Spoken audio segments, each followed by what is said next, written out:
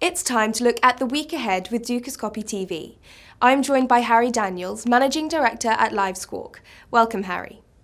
Economists predict that GDP in China will fall to 7.2% compared to 7.5% in Q2. With the GDP figures released on Friday, what do you expect to see and how could this affect the markets?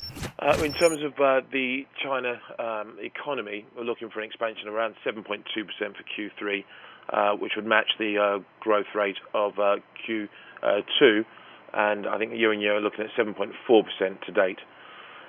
Again, this comes below the 7.5% target that the bank, that both the government and the bank, I think, the central bank are looking for.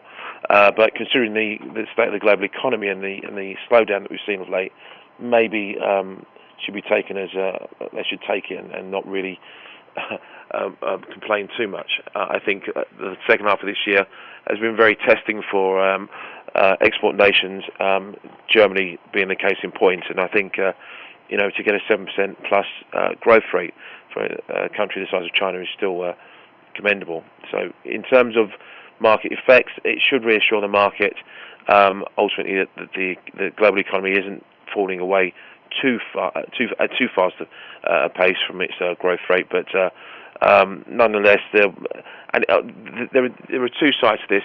There's the one side that says 7.2% growth rate is fine, everything should stay the course for the time being, but the other side of it is it brings the likelihood of more stimulus from the government, or the likelihood of that will be lessened, I think, on the back of a print of 7.2. It would take, for the markets to panic, I think anything sub 7%, 6.9% really, before a six handle would probably worry the markets a little bit. The pound-dollar's losing streak was interrupted at the end of last week, with the trend continuing through the weekend. Looking to the UK GDP figures that are released on Friday, do you think this will be the case by the end of next week? In terms of the number itself, I think the general consensus is for a 0.7% read here, down from 0.9%. We were quite brilliant at the start of the year or middle of this year about the UK economy. I think people have just ignored the fact that the Eurozone, around one of the biggest partners for the UK, was having issues, and we were just getting carried away with the domestic picture. So I think the fact that might be redressed a little bit is no big surprise.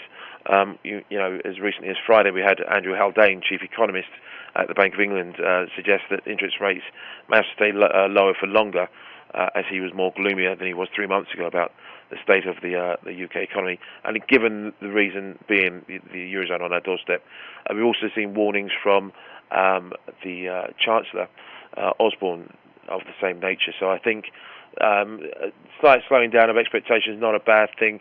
The problem will be whether the inflation slows towards that 1% or below as well, with the slowing pace of the recovery for the UK. But I don't think intrinsically there's a lot wrong with the UK economy. I just think we must, you've got to pay attention to external factors, and that being the Eurozone. And while we're still unsure about that, markets don't like uncertainty, and Europe's very much in uncertain times. So I think that will play into the hands of Euro sterling bears here. For the cable rate itself, I think it holds steady really until we get the minutes out this week as well, and to see whether there's been any kind of lessening of the shouting from the hawks on the NBC about rate hikes, because the case isn't as strong this time round. It wasn't 2 weeks ago when the actual meeting was out there, and it won't be heading into year end, I don't think, for hiking rates. Is there anything else our viewers should look out for next week? Well, obviously you've got the AQR results coming out over the weekend, so it bleed into next week more. But I think the anxiety around the European bank stress test was evident last week. Amongst other things, it was one of the reasons we saw some worries over the state of the global markets, and I think that will be the prevailing point this week, and for the European markets. Obviously, the GDP data, growth data for China is going to be of interest to many. We have RBA minutes as well tomorrow, and I think we're looking at some PMIs from Japan and China, Germany and Eurozone near the end of the week, and I think they're the best near-term indicators, and I think it's going to be everyone's going to get pains to try and find out how deep this pullback in global growth potentially could be. And so I think near the end of the week, data near the end of the week from Wednesday onwards will be quite telling for the markets as a whole heading into the last quarter. Thank you for joining us, Harry. Dukas Copy will be reporting the most up-to-date news throughout the week, so do stay tuned. Goodbye.